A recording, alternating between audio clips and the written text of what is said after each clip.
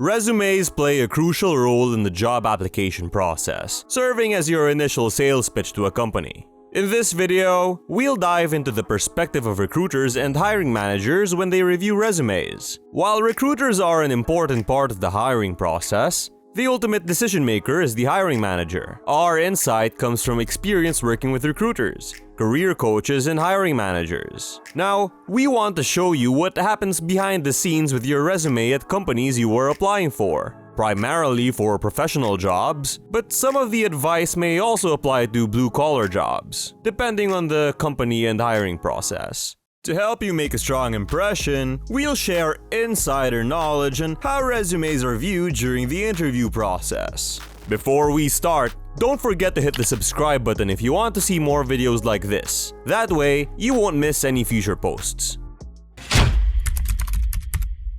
Recruiters are the ones who first look at your resume, and there are three main ways they find candidates for jobs. One way is through inbound applications. This happens when a job is posted on a job board like LinkedIn or Indeed, or on a company's website. You see the job, apply by updating your resume, and submitting it. This is what's known as an inbound application. The second way recruiters find candidates is through outbound efforts. In this case, the recruiter searches for the right candidate profiles and contacts them to offer a job opportunity, instead of the candidate reaching out. The third way recruiters find candidates is through employee referrals or internal promotions. This is when a current employee or someone they know suggests your name for a job opening. These are the three main ways recruiters find people, but there are other ways too. Here's the thing about your resume. If you mostly use inbound applications to find a job, your resume has to be perfect.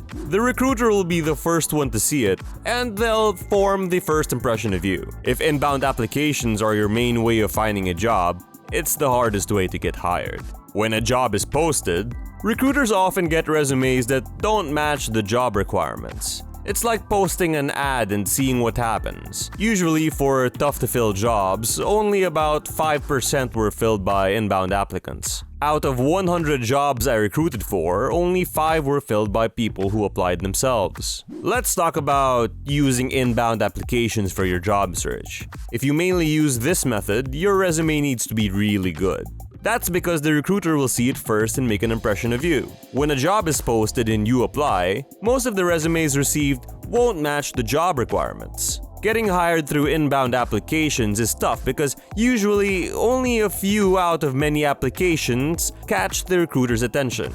Even then, the candidate often isn't a perfect fit. When a company needs to hire someone, the hiring manager creates a job listing. The recruiter then talks to the manager to understand what the job requires. This conversation is called an intake call and includes a discussion of what the job entails, the necessary qualifications, and the ideal candidate profile. This information helps the recruiter find the right person for the job. Most of the time, inbound applications don't match what the hiring manager wants in a candidate, so recruiters usually have to go out and find the right person themselves. They do this by using the information they got from the intake call to create a search. They reach out to potential candidates, and this often leads to finding a better fit for the job. If you're only applying to posted job openings, your chances of getting hired are slim. That's not to say impossible, but it's better to have a recruiter find you a job that fits you well. Some folks might say that recruiters don't screen resumes well, but that's not always true. A good corporate recruiter knows what they want. They work for the company and have regular meetings with the hiring manager to go over potential candidates. If the manager doesn't like a candidate, they'll try again with someone else. If your resume gets rejected a lot, it probably means it's not a good fit for the hiring manager. Not that the recruiter is bad at their job. Good recruiters work closely with hiring managers, understand what they're looking for, and try to present the best candidates. If the hiring manager keeps rejecting candidates, the recruiter will look at the reasons why and try to improve their process. Sometimes the recruiter might even tell the manager they're being too picky, but usually the recruiter and manager are in agreement on what they want in a candidate. Just remember, it's just business, so don't take it personally. The key is customization. Make sure your resume fits the job and what the hiring manager is looking for. Most resumes get rejected because they're not a good fit. So the best way to get hired is to tailor your resume to the job you're applying for. If it doesn't match what the hiring manager wants to see, or they contain too much unnecessary information, the chances of being hired significantly drops. So, keep your resume short and focused on the specific skills and abilities. A long 5 to 7 page resume that includes every detail of your career history won't help. Your resume needs to be simple and error-free as well. Avoid using too many graphics and designs, and stick to clean columns and short bullet points. Include your contact information, location, even if the job is remote, and keep bullet points brief. This makes it easy for recruiters to find you and see your qualifications. Don't forget to proofread for spelling and grammar errors. If you're applying for a creative job, you can add a bit of creativity to your resume. But for most jobs, keep it simple. A cluttered design and lots of errors won't catch a recruiter's attention.